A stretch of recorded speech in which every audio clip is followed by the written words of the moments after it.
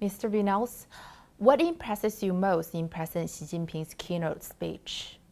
Well, I thought it was a very inspiring speech, and I was impressed by the very open tone and conveying the idea that the Belt and Road Initiative is not an exclusive club, but a very inclusive club, which welcomes third parties, which welcomes multilateral parties, and where the economic, financial, environmental sustainability of projects is very important.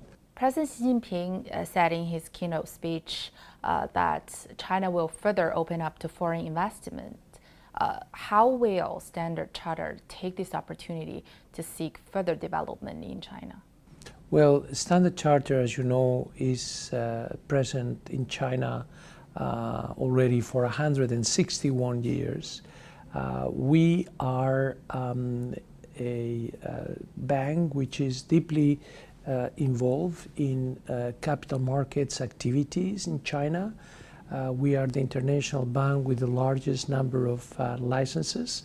So we think of ourselves as contributing to the development of Chinese capital markets directly, and also given our connectivity with key international financial centers like London, Hong Kong, Singapore, we can bring in a lot of foreign investment into China.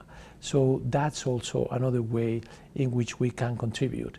And finally, we have been working already for quite a long time to promote the internationalization of the renminbi.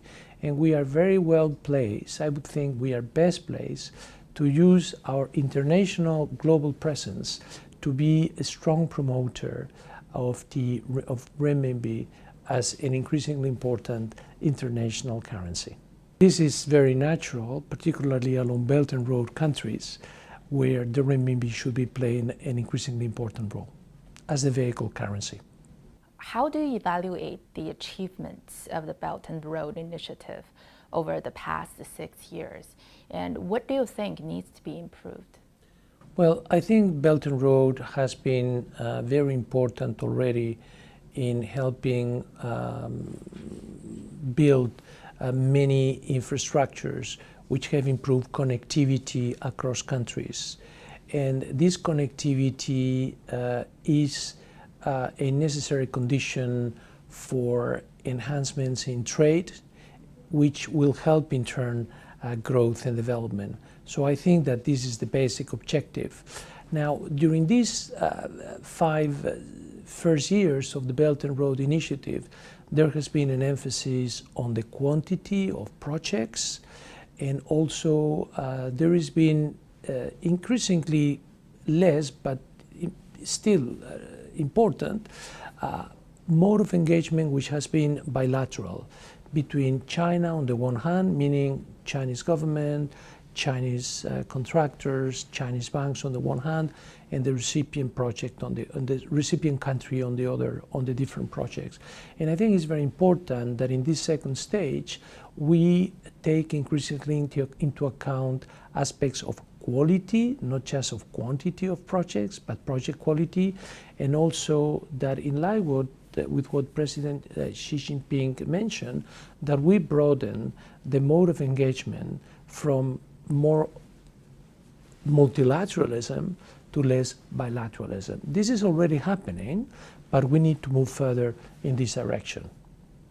Some critics believe that China's foreign exchange reserve may reduce in the future as international trade is under pressure. Under these circumstances, the Belt and Road Initiative may face some capital challenges. What's your take on this point of view? I do not agree with that view. I think that Belt and Road and the foreign exchange reserves are two different things.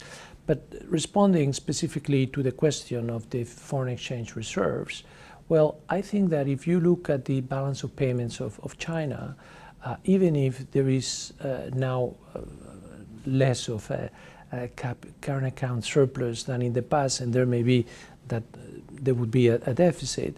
You also have increasing capital inflows coming.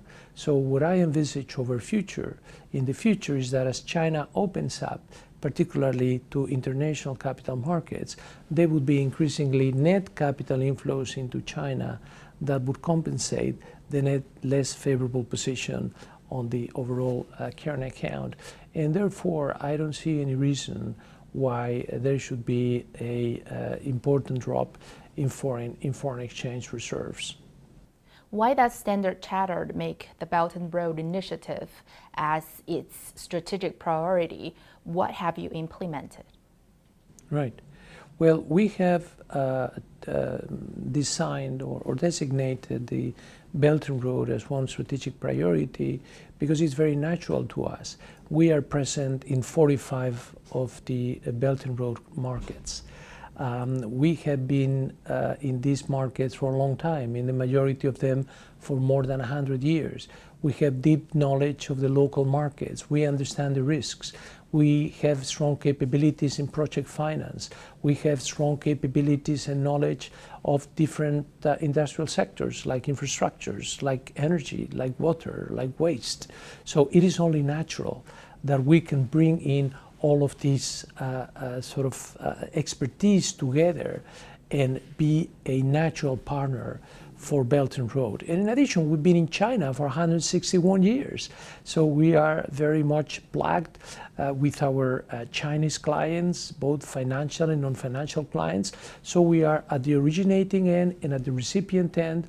And we also bring in a lot of expertise in how to deal with international financial institutions in order to bring in the best for the Belt and Road. So it's very natural for us to be playing this role and for the Belt and Road to be a key strategic priority for Standard Chartered. What measures does the Standard Chartered take to prevent or control risks associated with projects of the Belt and Road Initiative? Well, to give you an example, last year alone, we were involved in nearly 100 projects along Belt and Road countries. And we facilitated funding for these projects in excess of $20 billion, just in 2018. Now, each of the projects in which we participate is subject to a very careful analysis of risks. Not only credit risks, not only those, but also things like conduct risks, financial crime risks, things like corruption, things like money laundering, etc. And also, we assess the risks regarding the social and the environmental impact of those projects. And we have very high standards on each of those risks that I have mentioned. So it's only when we pass the bar, a project passes the bar for each of those risks, that we decide to go ahead. So we have a very systematic and structured approach to risk analysis for Belt and Road projects.